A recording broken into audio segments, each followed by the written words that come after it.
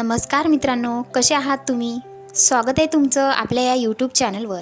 आज आपण पाहणार आहोत नंदी महाराज भगवान शिवासमोर का बसतात. तर चला मग या कहाणीला सुरू करूया. या अगोदर तुम्ही माझ्या चॅनलला सबस्क्राईब केलं नसेल तर चॅनलला सबस्क्राईब करून घ्याल आणि सोबतच्याच बेल आयकॉनवर सुद्धा प्रेस कराल, जेणेकरून तुम्हाला असेच नवनवीन व्हिडिओ पाहायला मिळतील. हर हर महादेव. शिलाद मुनी आजन्म ब्रह्मचर्याचे पालन करत होते, किंतु एक वेळेस त्यांना अचानक मनात विचार आलेत की ह्यामुळे माझे वंश राहणारच नाही. म्हणून त्यांनी इंद्राकडून पुत्र मागितला, परंतु इंद्र त्यांचीही पुत्रप्राप्तीची इच्छा पूर्ण करू शकत नव्हते.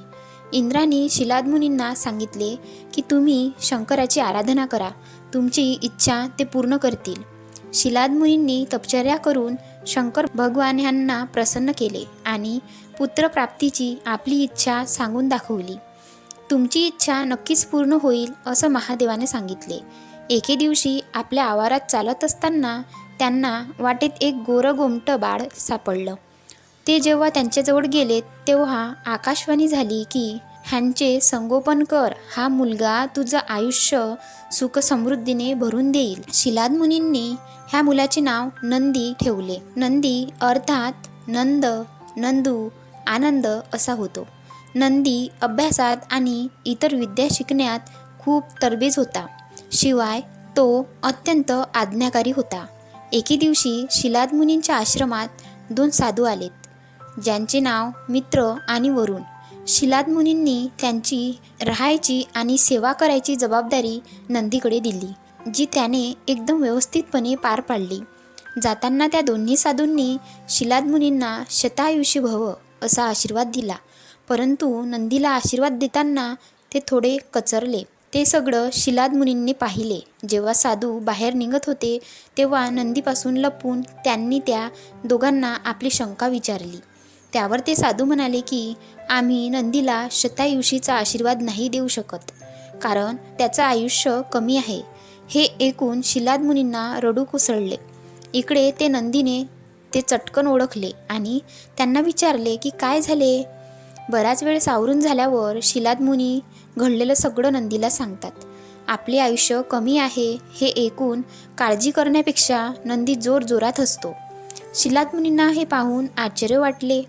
नंदी म्हणतो की तुम्हाला साक्षात महादेवांनी दर्शन दिले होते ना, मग मी पण त्यांना प्रसन्न करून त्यांच्याकडे आयुष्य मागतो. असं म्हणून नंदी महादेवाची उपासना करायला बसतो. नंदी हुशार असल्यामुळे महादेव लगेच प्रसन्न होतात. त्यांचे ते विराट रूप पाहून नंदी भारावून जातो आणि त्याची काहीच न मागण्याची इच्छा होते, तरी नियमानुसार त्याला मागावे लागणार असते. म्हणून नंदी म्हणतो की मला तुमच्याजवळ राहायचं आहे, पण ते कायम.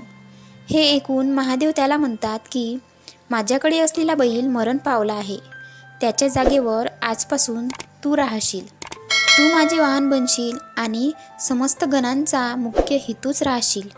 भगवान शंकरांनी उमाच्या संमतीने नंदीला संपूर्ण गण, गणेश आणि वेदांसमोर गणांचा स्वामी म्हणून अभिषेक केला. अशा प्रकारे नंदी नंदीश्वर झाला. नंदीचा विवाह माऊतांची मुलगी सुईसाशी झाला होता. भगवान शंकराचे हे वरदान आहे की जिथे जिथे नंदी राहतील तिथे ते देखील राहतील. तेव्हापासून नंदी बैलाच्या रूपात महादेवाजवळच असतो.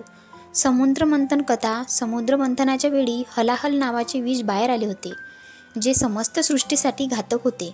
त्याला नष्ट करण्याचा एकच मार्ग होता, ते म्हणजे कोणीतरी ते प्राशन करायला हवे. सगळ्या देवांनी तेव्हा हे काम फक्त महादेवच करू शकतात असा विचार करून त्यांना विष प्राशनाची विनंती केली होती. महादेवांनी हलाहल विष पिल्यानंतर त्यांचा गळा निळसर पडला आणि त्यांना जळजळ व्हायला लागली, म्हणून त्यांना नीळकंठ किंवा विषकंठ असं म्हटले जाते. महादेव ध्यानस्थ बसण्याचा प्रयत्न करत, परंतु त्यांच्या गळ्यात होणाऱ्या जळजळमुळे ते ध्यान करू शकत नव्हते. त्यावेळेस नंदी त्यांच्यासमोर बसून त्यांच्या गळ्याला फुंकर घालू लागला, ज्यामुळे महादेव ह्यांच्या गळ्यात होणारी जळजळ थांबली. तेव्हापासून महादेवाची ध्यानस्थ समाधी तुटू नये म्हणून नंदी त्यांच्यासमोर असतो. अशी कथा आहे. असे म्हटले जाते, नंदीसमोर उभे राहिल्यावर महादेव यांची ती ध्यानस्थ अवस्था तुटते. म्हणून नेहमी महादेवाचे दर्शन नंदीच्या बाजूने घ्यावे. हर हर महादेव. ओम नमः शिवाय.